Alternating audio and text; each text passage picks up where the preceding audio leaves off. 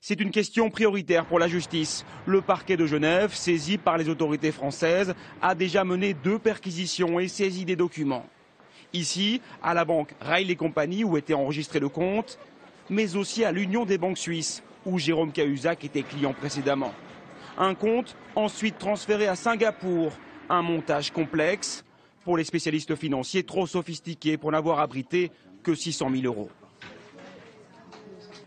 On ne peut pas bénéficier de l'expertise financière d'un grand conseiller financier parisien, articulé à une société financière genevoise, articulé à la plus grande banque de gestion de fortune du monde, UBS, à Genève, et ensuite à Singapour, sans mettre sur la table, non pas 600 000 euros, mais au moins 10 millions d'euros.